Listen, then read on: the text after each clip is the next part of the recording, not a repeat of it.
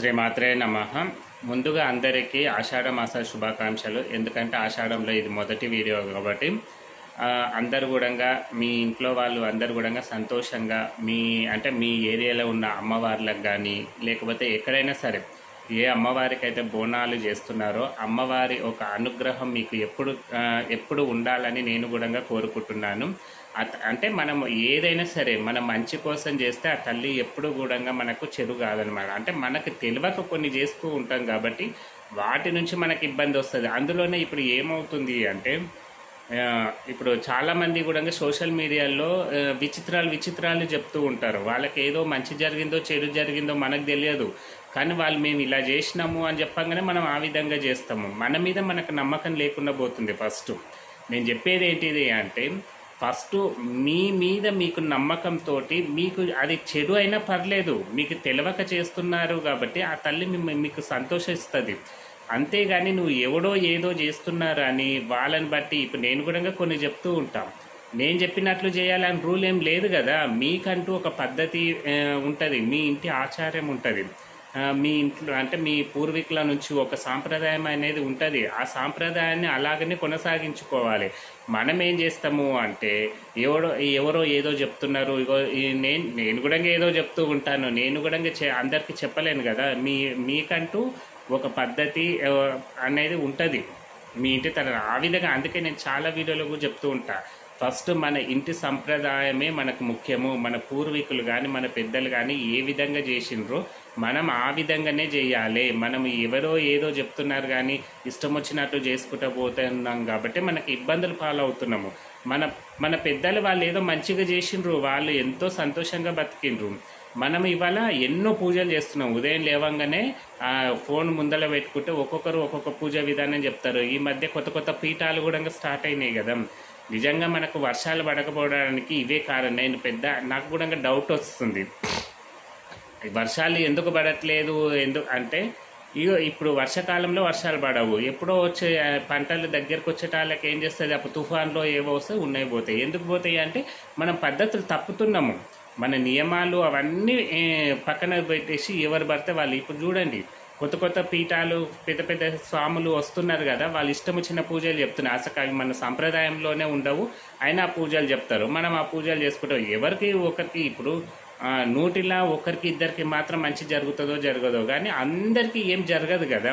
ఒకరికి మంచి జరిగినంత మాత్రాన వాళ్ళు ఏం చేస్తారు, మళ్ళీ ప్రచారం కోసము ఆ ఒక్క వ్యక్తి ఎవరికైతే మంచి జరుగుందో వాళ్ళతో ప్రచారం చేపిస్తూ ఉంటారు. ఎందుకంటే ఇప్పుడు ఎక్కడ నమ్మకుండా అయిపోయింది కాబట్టి ఎంత పెద్ద పీఠాలైనా సరే. ఇప్పుడు చూడండి మనకు సాక్షాత్తు దేవుడు అంటే అమ్మవార్లు కానీ అయ్యవార్లు కానీ సాక్షాత్తు వెలిసిన పీఠాలన్నీ తగ్గిపోతున్నవి.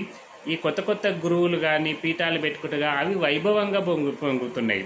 చూడండి మన కాలం ఎటుపోతుంది, మనం అసలు ఏం సంప్రదాయాలు ఆచరిస్తున్నాము. ఇప్పుడు శ్రీశైలం కానీ మనకి ఎన్నో పుణ్యక్షేత్రాలు ఉన్నాయి కదా, వాటిని వదిలేసి మాలాంటి గురువులు కానీ ఇంకా మాకన్నా పెద్ద గురువులు కానీ ఒక పీఠం పెట్టుకొని ఒక విగ్రహాన్ని స్థాపించుకొని అక్కడ ఏదో చేస్తున్నాం మేము, ఇగో ఇది ఎక్కడ లేని విధంగా చెప్తున్నా అంటే మనం అక్కడ ఉరుకుతున్నాము. కానీ నిజానికి ఉరకాల్సింది మనం అక్కడ కాదు. మనం నిజానికి ఉరకాల్సింది ఎక్కడైతే దేవుడు సాక్ష్యంగా వెలిసిండో మన పూర్వీకులు మన పెద్దలు ఏ విధంగా అప్పటి కాలం నుంచి ఏ పీఠాలు అయితే వస్తున్నాయో అక్కడికే పోవాలి. ఏ గుళ్ళు అయితే ఉన్నాయో ఏ పుణ్యక్షేత్రాలు ఉన్నాయో అక్కడికి పోయి దర్శనం చేసుకొచ్చుకోవాలి. పోయే ఇష్టం లేకపోతే మన ఇల్లు కూడా ఒక దేవాలయం అనే చెప్పిండు దేవుడు మనకు. మన పురాణాలు అవన్నీ ఫస్ట్ నీ మనసులోనే నీలోనే దేవుడు ఉన్నాడని చెప్పిండు. తర్వాత నీ ఇంట్లోనే నువ్వు పూజించుకో, నీ ఇంటికే నేను వస్తాను, నువ్వు ఉండే పద్ధతిలో నువ్వు ఉండని చెప్పిండ్రు కదా. మన పురాణాలని ఇలా చెప్తున్నాయి కదా. కాబట్టి నేను చెప్తున్నది ఏంటిది అంటే మీరు ఇవన్నీ వదిలేసేయండి. ఎవరో ఇప్పుడు నేను మొన్న ఒక వీడియో చూసిన ఇన్స్టాగ్రామ్లో, అంటే నేను ఇన్స్టాగ్రామ్ చూడకుంటే ఈ మధ్య ఇన్స్టాగ్రామ్లో కూడా వీడియోస్ పెడుతున్నా కాబట్టి చూద్దామని రీల్స్ చూసినాయి. అంటే ఎవరు ఏ విధంగా పెడుతున్నారు అని చూస్తే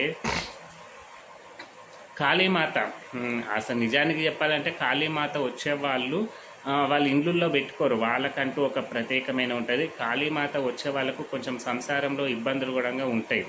నిజమైన కాళీమాత తీసుకున్న అంటే అమ్మవారు పైకి పూనిన వాళ్ళకు సంసార యోగ్యం అనేది ఉండదు. నాకు తెలిసిన వరకు నేను చెప్తున్నా.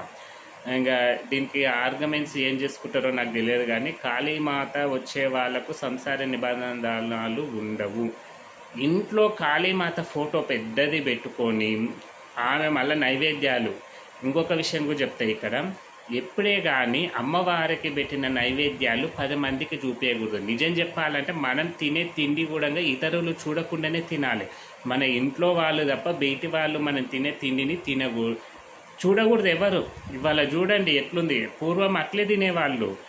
ఒకరు తిన్న తర్వాత ఒకరు అసలు తినేవాళ్ళే కాదు, ఒకరు అంటే బయట కానీ ఎక్కడ కానీ తినేవాళ్ళు కాదు. ఇప్పుడు చూడండి మన హోటల్లో రెస్టారెంట్లో అందరూ చూస్తున్నాగా, రోడ్డు మీద బండ్ల మీద అక్కడిక్కడ అందరు చూస్తున్నాగానే తింటూ ఉంటాం. ఎవరు పడితే వాళ్ళు చూస్తుంటారు. అందుకే మనకు అన్నం సరిగా అరగక చెయ్యక అనేకమైన ఇబ్బందులు వచ్చి పడుతున్నాయి.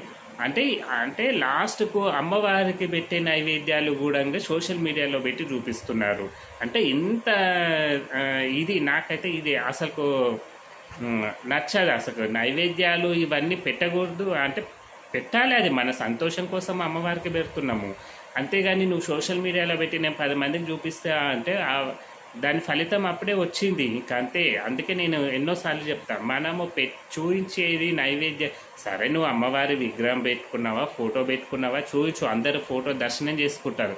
కానీ అక్కడ నువ్వు పెట్టిన నైవేద్యాలు కానీ పండ్లు పలహారాలు ఇవన్నీ ఏవి చెప్తున్నారు సాఫ్గా, నేను ఈరోజు అమ్మవారికి ఈ నైవేద్యం చేసిన, అమ్మవారికి పులిహోర పెట్టిన, ఇవన్నీ ఏం అవసరమా?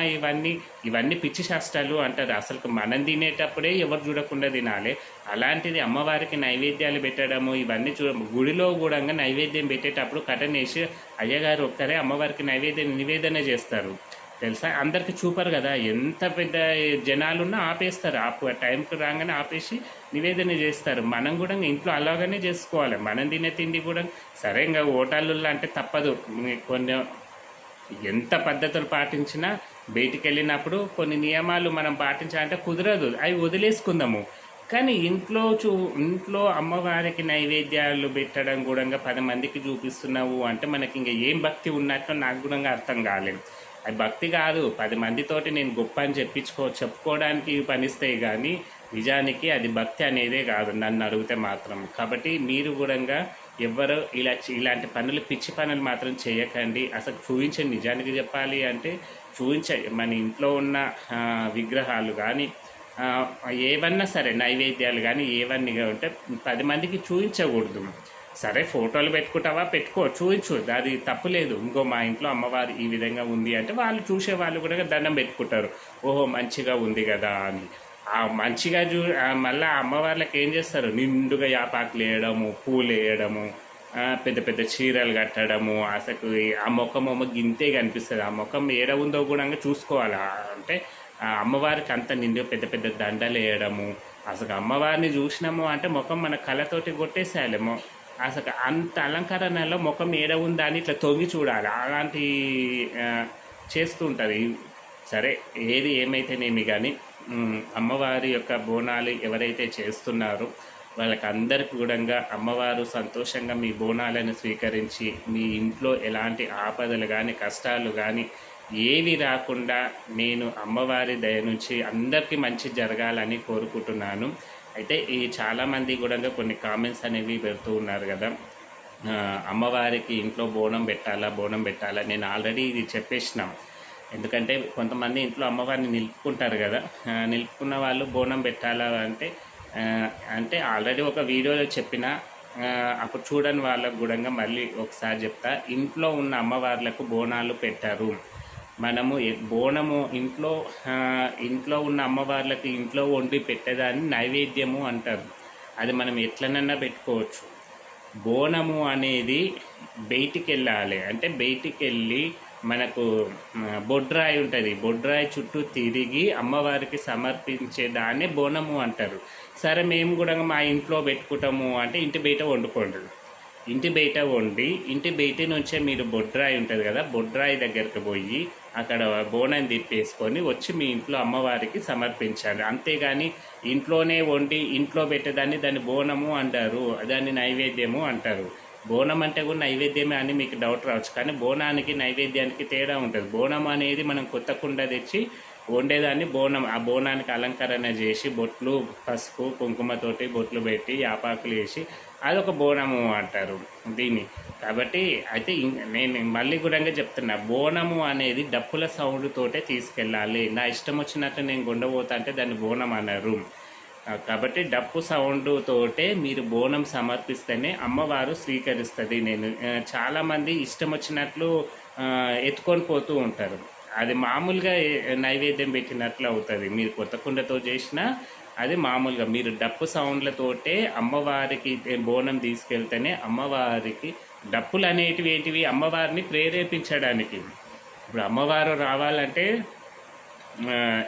డప్పుల సౌండ్లు కానీ అవి చేస్తుంటేనే అమ్మవారు అనేది వస్తూ ఉంటుంది. ఏవి లేకుండా తీసుకెళ్తే అట్లా రాదన్నమాట, అమ్మవారు ఉట్టికి రాదు. కాబట్టి మీరు కూడా ఆ డప్పుల సౌండ్ తోటి తీసుకెళ్తే బోనము మీకు మంచిది. కాబట్టి అట్లా తీసుకెళ్ళండి. ఇంట్లో ఇంట్లో మాత్రము బోనము వండి పెట్టకండి, అది నైవేద్యం కిందికే వస్తుంది. మీరు చెప్పుకోవడం మేము బోనం చేసి పెట్టినామని చెప్పుకోవడానికి వర్తిస్తుంది కదా, అది అమ్మవారు బోనంగా స్వీకరించదు. కాబట్టి మీరు ఒకవేళ లేదు మేము ఇంట్లో వెళ్ళాలంటే ఇంటికి సింహద్వారం బయట ఉండి బయట నుంచే మీరు బొడ్రాయి దగ్గరికి వెళ్ళి బొడ్రాయి దగ్గర తిప్పి ఇంట్లోకి వచ్చి మీరు అమ్మవారికి పెట్టేసేయండి. ఇట్లనే పెట్టుకోవాలి. చెప్పినా కదా నేను మొన్న రీల్స్ చూశానని. ఆమె అంటే కాళీమాత ఫోటోల్ని ఇంట్లో ఆమె ఒక్కతే ఒడిబియ్యం కలుపుతుంది, నేను ఒడిబియ్యం పోస్తున్నా అని చెప్తుంది. అదేంటి, అమ్మవార్లకు ఒడిబియ్యం పోయాలి అంటే 5 మంది ముత్తైదులను పిలవాలి. 5 మంది ముత్తైదులను పిలిచి వాళ్ళతోటి కల్పించి అమ్మవారికి ఒడిబియ్యం అనేది పోస్తారు. ఆ ఒడిబియ్యం కూడా ఎట్లా పోస్తుంది తెలుసా, కింద జాకెట్ బట్ట పరిచింది, కింద భూమి మీదనే నేల మీదనే జాకెట్ బట్ట పరిచి ఆమెనే మొక్కుతుంది, ఆ జాకెట్ మీద పోస్తుంది. ఇంకా ఏం పోసినట్లు, ఒడిబియ్యం అంటే ఏంటిది, ఒడి అంటే ఏంటిది అంటే ఇట్లా పట్టుకోవడము. ఇప్పుడు ఒడి అనేది ఇదే కదా, దీంట్లో అంటే నువ్వు అమ్మవారికి పోయకుండా కింద నేల మీద బరిసిపోయడం ఏంటి, ఒడిబియ్యం అంటే ఏం లెక్క వస్తుంది, నువ్వు ఒడిబట్టాలి, ఒడిబట్టి ఆ ఒడిలో పోసేదాన్ని ఒడిబియ్యము అంటారు. అదే వాళ్ళకు పంట అంటే పిల్లలు కాని వాళ్ళకు పిల్లలు అవుతారు. మీరు పోసిన వాళ్ళకు ఏమైనా ఆర్థిక ఇబ్బందులున్నా ఏమున్నా వాళ్ళకి తొలగిపోయి వాళ్ళ ఇంట్లో కూడా లక్ష్మీ కళ అనేది వస్తుందన్నమాట. దాన్ని ఒడిబియ్యమా అని మొక్కి పోస్తారు. కానీ ఇట్లా చెప్తున్నా కదా, ఇష్టం వచ్చినట్లు సోషల్ మీడియాలో ఏవేవో చెప్తున్నారు. ఇంకా ఏమన్నా అంటే కోపాలు ఒక్కొక్కరికి, మేం చేస్తే మీకేమయ్యింది, ఇవన్నీ మాటలు వస్తూ ఉంటాయి. కాబట్టి సరే, ఎవరి నియమాలు వాళ్ళవి, ఎవరు చేసేటివి వాళ్ళు చేస్తూ ఉంటారు. కానీ మన బుద్ధి మనకు ఉంది, మనం ఎలా చేసుకోవాలనేది మనకు తెలుసు. కాబట్టి మనం ఆ విధంగానే చేసుకుందాము. ఎందుకంటే ఒకరు చేసింది ఇప్పుడు నేను తిన్న తిండి మీకు అరగదు కదా, నేను తిని నేనే అరిగించుకోవాలి, అంతే కదా. నేనేం చేసినా దాని ఫలితం నేనే అనుభవించుకోవాలి. కానీ మీరు కూడా చేస్తుంటారు కాబట్టి మీరు అనుభవిస్తారు. కాబట్టి ఏదైనా మంచి పని అందరం చేస్తే అందరికి ఫలిస్తుంది. చెడ్డ పని నేను చేసి మీకు అదే రుద్దిని అనుకో, నేను ఇద్దరం అనుభవించుకోవాలి. కాబట్టి మంచి పని అనుకో, నాకు మంచి జరిగింది మీకు చెప్తే మీకు మంచి జరుగుతుంది. కాబట్టి ఏదైనా కొన్ని విషయంలో దేవుడి దగ్గరకు వచ్చేటాళ్ళకు కొన్ని మంచి పనులు మనం అలవర్చుకోవాలి, ఇష్టం వచ్చినట్లు చేయకూడదు అన్నమాట. చెప్తున్నా కదా, ఈ సోషల్ మీడియాలో ఇష్టం వచ్చినట్లు నేను ఫ్రీగా ఉన్నప్పుడు ఇట్లే బస్సుల ప్రయాణము అక్కడిక్కడ చేస్తున్నప్పుడు కొన్ని చూస్తూ ఉంటాయి, ఎవరెవరు ఏం చేస్తున్నారు, ఎట్లా చేస్తున్నారు అనేది. అన్ని అవకతవకలే ఉంటాయి. ఒక్కరు ఇష్టం వచ్చినట్లు చేస్తూ ఉంటారు. ఏం చేస్తున్నారో వాళ్ళకి అర్థం కాదు అసలు. అంటే ఒడిబియ్యం కలిపేటప్పుడు కూడా అమ్మవార్లకు ఒడిబియ్యం పోసేటప్పుడు కూడా మూతులకు గుడ్డలు కట్టుకోవాలి, అంటే బట్టలు కట్టుకొని ఎవరితోటి మాట్లాడకుండా ఒడిబియ్యం కలుపుకోవాలి. అప్పుడే మనకు ఫలితం వస్తుంది. బోనం వండేటప్పుడు కూడా ఎవరితోటి మాట్లాడకూడదు. ఎవరితోటి మాట్లాడకుండా బోనము వండి అమ్మవారికి సమర్పిస్తేనే అది అమ్మవారు స్వీకరిస్తుంది. ఇప్పుడు చూడండి, బోనం వండుతున్న వాళ్ళు నోర్లు తెరుస్తుంటారు, తిరుతుంటారు, తింటుంటారు, ఏమేమో చేస్తూ ఉంటారు. కాబట్టి కాస్త నేర్చుకోండి. సరే, చెప్పేవాళ్ళు లేక తెలియక చాలామంది అట్లా చేస్తూ ఉంటారు. కాబట్టి ఇప్పుడైనా మంచిగా తెలుసుకొని మంచి జాగ్రత్తతోటి చేయండి. ఖచ్చితంగా మీకు మంచి జరుగుతుంది. మీ పిల్లల భవిష్యత్తులు కూడా బాగుంటాయి. మీ పిల్లలు కూడా తెలుసుకొని వాళ్ళు అలాగే చేసుకుంటూ పోతే వాళ్ళ జీవితాలు కూడా భూమి మీద ఉన్నన్ని రోజులు కూడా వాళ్ళకి ఎలాంటి ఇబ్బందులు లేకుండా ఉంటుంది అన్నమాట. ఏదైనా తెలుసుకోవడం చేసుకోవాలన్నమాట. ఒకరు ఇట్లా చేస్తున్నారని మనం అలా చేయకూడదన్నమాట.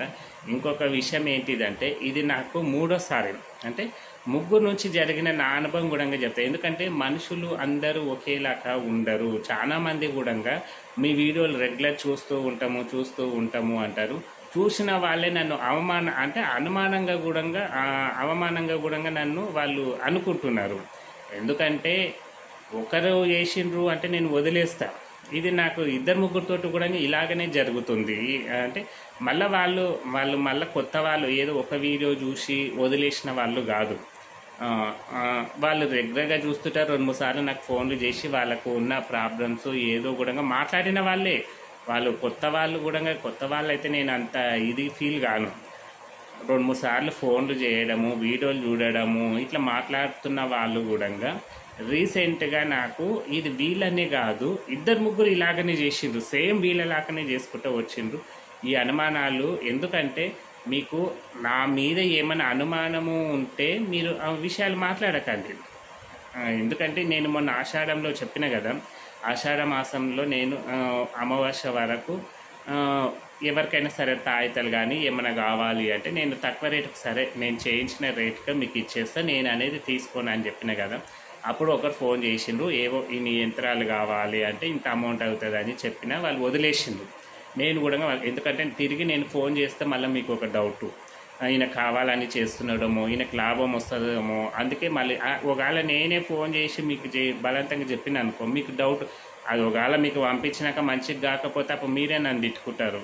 నేను ఏదో నా తిప్పలు నేను ఉంటే ఆయననే ఫోన్ చేసి వేసుకోవాలి, ఇది చేసిండు అని చెప్పిండు, నేను చేసుకున్నా, నాకు మంచిగా మీరే తిట్టుకుంటారు. అందుకే నేను చెయ్యను. ఎందుకంటే ఏదైనా సరే అనుమానంతో చేసినవి ఏది ఫలించవు. నేను ఎన్నోసార్లు చెప్తున్నా, ఫస్ట్ మనకు నమ్మకం ఉండాలి. నమ్మకము ఉంటేనే మనం ముందుకు పోతాము. నమ్మకం లేకపోతే అస్సలు అది ఫెయిల్ అయిపోతాయి ఏవైనా సరే. అది మంచైనా కానీ చెడైనా కానీ మన నమ్మకంతో చేస్తే చెడైనా అది మనకు రేపు ఉపయోగపడుతుంది అన్నమాట. కాబట్టి నేను చెయ్యను. అయితే వాళ్ళు రీసెంట్గా మళ్ళీ మొన్న ఫోన్ చేసిండ్రు. వాళ్ళంతకు వాళ్ళే ఫోన్ చేసిండ్రు. నేను వాళ్ళు ఎన్ని అంతరాలు అడిగినా ఇంత అమౌంట్ అని చెప్పిన. సరే ఇంకా వదిలేసిండ్రు. నేను మళ్ళీ ఫోన్ చేసి మాకు ఇన్ని కావాలి అంటే, అమ్మ టైం అయిపోయింది కదా, నేను అమావాస్య వరకే కదా చెప్పింది, ఇప్పుడు మళ్ళీ నేను పాత రేటుకి ఇస్తా అంటే, వద్దు స్వామి మళ్ళీ మాకు ఇబ్బంది అవుతుంది అంటే, ఇంకా సరేలేని. ఎందుకంటే నేను ఎంతోమంది నా బేడీలు చేయించుకున్న వాళ్ళు కూడా ₹1 తగ్గమని నేను తగ్గలేదు. నిజంగా నేను అమ్మవారి దృష్టిలో పెట్టుకొని చెప్తున్నా. కానీ ఎవ్వరికి చాలామంది కూడా నాకు కూడా బాధ అనిపిస్తుంది. వీళ్ళు ఇట్లా అన్నాక కూడా అదే ఇంతమంది మేము కూలి పనులు చేసుకుంటున్నాము, మేము బీడీలు చేసుకుంటేనే మాకు వస్తుంది, ఏదో కూలి పని చేసుకొని ఏమో వేసుకోవాలని ఒక ఆశతోటి వేయించుకుంటున్నాము అనే డబ్బులు అసలు ₹1 కూడా తగ్గించకుండా నేను ఆ డబ్బులు వేయించుకున్నాను కదా. వీళ్ళు అంటే అంత నమ్మకంతో ఉన్నారు. వీళ్ళేంది ఇట్లా అంటే, సరే వాళ్ళే ఫోన్ చేసిండ్రు కదా, అయితే నేనేమనుకున్న వాళ్ళకు తిరిగి ఫోన్ చేయాల్సి వచ్చింటే, వీళ్ళు 2 సార్లు ఆమె కూడా నాకేం తెలియదు, నేను వేరే వాళ్ళతోటి ఫోన్పే చేపిస్తా అది ఇది అన్నది, సరే తెలియదు కదా చెమ్మల అన్నట్టు నేను ఫోన్ చేయడం నా తప్పు వచ్చింది. నేను ఫోన్ చేసినందుకు తిరిగి నాకే దెబ్బ కొట్టింది అనమాట. నేను ఫోన్ చేసి ఇట్లా అడిగిండ్రు కదమ్మా ఏమైంది అంటే, మీరు పంపిస్తేనే కదా మేము డబ్బులు వేసేది, మిమ్మల్ని ఎట్లా నమ్మాలి అన్నది. ఇంకా నేను ఏం చెప్పని ఎంబడే నేను అంటే నేను పంపియనని చెప్పేసిన కళాఖండ్గా, నేను పంపియను. నమ్మకం లేని వాళ్ళకి నేను ఒకవేళ పంపించిన అనుకోండి, పంపించినాక వాళ్ళకి మంచిగా చెడ నన్ను తిట్టుకోరు. ఒకటి కాదు అవి 2 చాలా అడిగిండ్రు వాళ్ళు. ఒకరిద్దరికి మంచి జరగకున్నా కానీ నన్నే అంటారు, మేమంతకు మేము గప్పకున్నాము, ఆయన్నే ఫోన్ చేసిండు, డబ్బులు వేసుకొని పంపించిండు, లేకపోతే మేము తెప్పించుకునే వాళ్ళమే కదా అనుకోరు. నెంబర్ బ్లాక్ చేసినాం. అవసరం లేదు, నాకు పోకున్నా పర్వాలేదు. ఏవో నా దగ్గరికి ఎవరో ఒకరు వస్తూనే ఉంటారు, ఎక్కడెక్కడ పోతున్నా నా దగ్గర. ఇప్పటి వరకు అయితే అమ్మవారు నా దగ్గర ఏ యంత్రం నేను ఒకటి మంచి తయారు చేసిన అది కంపల్సరీ ఎవరికో ఒకరి దగ్గర పోతుంది, వాళ్ళ నుంచి నాకు మంచిగా ఉంది అనే మాట మాత్రం నాకు వినిపిస్తుంది. ఆ సంతోషం నాకుంది. కానీ వాళ్ళు మళ్ళీ కొత్త వాళ్ళు కూడా కాదు, ఎన్నోసార్లు నాకు ఫోన్ చేసిండ్రు. ఎన్నోసార్లు కూడా వాళ్ళు వాళ్ళ సమస్యల గురించి తెలుసుకున్న వాళ్ళు కూడా, మీరు పంపిస్తేనే కదా నేను డబ్బులు వేసేది, మీరు పంపించకపోతే నేను డబ్బులు ఎట్టియాలి అంటే, నాకు నిజంగా అంటే నాకు ఇంకా మాట రాలేదు. నేను పంపించనమ్మా, నెంబర్ చెప్పినా మీరు ఎన్ని చెప్పినా నేను పంపించను, నా దగ్గర లేవు అన్న ఎందుకంటే ఇప్పుడు కూడా నేను నా అంతకు నేను దిగజారి కూడా నేను అప్పటి రేటుకే ఇస్తా అని చెప్పినా కూడా వాళ్ళు నన్ను ఇంత అవమానించిండ్రు అంటే ఇంకా నేను ఇట్లా వీళ్ళనే కాదు, నాకు ఇట్లా ఇద్దరు ముగ్గురు సేమ్ ఇలాగే. అందుకే నేను ఎందుకు వీడియోలో చెప్తున్నా అంటే కాస్త మీరన్నా సరే నన్ను వదిలేసేయండి, నన్ను నమ్మండి అని నేను చెప్పట్లేదు. నేను కాకుండా మీరు ఇంకొక దగ్గర కన్నా పోతారు కదా, వేరే గురువు గారి దగ్గర కన్నా పోతారు కదా, వాళ్ళని కూడా ఇట్లా అవమానించిండ్రు అనుకో అందరు నాలకైతే ఉండరు. ఇది 100% చెప్తా. ఎవడో ఒకడు పుల్ల పెడతారు, మీకు ఇంత అనుమానం ఉందా అంటారు, ఏదో ఒకటి చేస్తారు, ఉల్టా చేసి పడేస్తారు.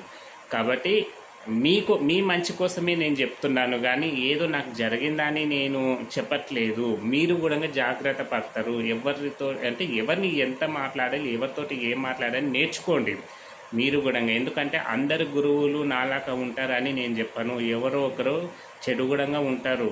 వాళ్ళు నన్ను అనుమానిస్తావా, ఇంత నమ్మకం లేదంటారు. వాళ్ళు ఏదో కట్లుబడాలో ఏదో ఒకటి అయితే ఉంటా చేస్తారు. ఇలా చాలామంది కూడా ఉన్నారులేండి. కాబట్టి దయచేసి ఇది ఏదో నాకు జరిగిందని చెప్పడం లేదు, మీరు కూడా తెలుసుకొని జాగ్రత్త పడతారు అనే ఉద్దేశంతో చెప్తున్నాను. నేనే మీకు బలవంతంగా నా వద్ద తీసుకోండి అని నేను ఎవరికి చెప్పాను. మీకు ఏమి ఎక్కడైనా మంచిగా ఉంటే నేను ఫస్ట్ నా నోటి నుంచి వచ్చేది మీకు దగ్గర ఉంటే చేయించుకోండి. మీకు ఏమి తెలియకపోతేనే నేను పంపిస్తాంట కానీ మీకు లేకపోతే మీ చుట్టూ మీకున్న పరిసరాలను బట్టే నేను చెప్తా. ఇంక ఎక్కడ తోవ దొరకకపోతేనే నేను పంపిస్తా అని చెప్తా. మీరు నా దగ్గర ఫోన్లు మాట్లాడే వాళ్ళకి తెలిసి ఉంటుంది చాలామందికి. నేను పంపిస్తేనే మంచిది, నా చేతుల నుంచే తీసుకోవాలని నేను ఎవ్వరికీ చెప్పలేదు ఇంతవరకు. కాబట్టి మీరు కూడా అనుమానము చేయకండి ఫస్ట్.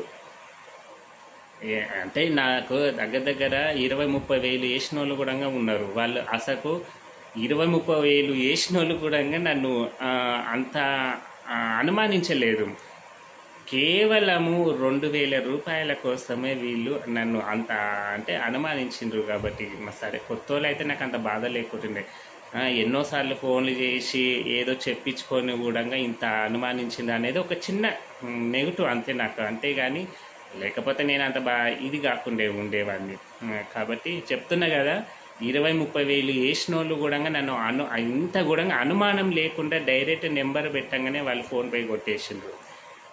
చేపించినాం వాళ్ళకి యథావిధిగా వాళ్ళు ఎంత నన్ను నమ్మిండ్రో నేను కూడా వాళ్ళ అంతే నమ్మకంతో వాళ్ళకి మంచి చేసి పంపించిన అనమాట. కాబట్టి ఎప్పుడు కూడా ఒక గురువును కానీ ఒక పెద్ద మనుషులను కానీ ఎవరైనా సరే పెద్దవాళ్ళ దగ్గర మాట్లాడుతున్నప్పుడు సరే మీరు నాకన్నా పెద్దవాళ్ళే ఉండొచ్చు, కాకపోతే ఒక సమస్య కోసము ఒక పెద్ద ఆయనను అడుగుతున్నాము, అది మంచి కోసం అడుగుతున్నప్పుడు మనం కూడా నేర్చుకోవాలి. నేర్చుకోకుండా ఇష్టం వచ్చినట్లు మాట్లాడుతుంటే అందరూ మంచోళ్ళు ఉండరు కదా. ఇలా కూడా చాలామంది ఇబ్బందుల పాలు అయిన వాళ్ళు ఉన్నారు. కాబట్టి సరే వీడియో అయితే లాంగ్ అవుతుంది, చెప్పిన సోదులే ఇంకా మళ్ళీ నేను చెప్పలేను. కాబట్టి అందరికీ కూడా అమ్మవారు అనుగ్రహము కూడా అందరికీ మంచిగా ఉండాలని కోరుకుంటున్నా. అదేవిధంగా ఆ పార్వతీ పరమేశ్వర అనుగ్రహంతో అందరూ సంతోషంగా ఉండాలని కోరుకుంటున్నాను. జై శ్రీరామ్.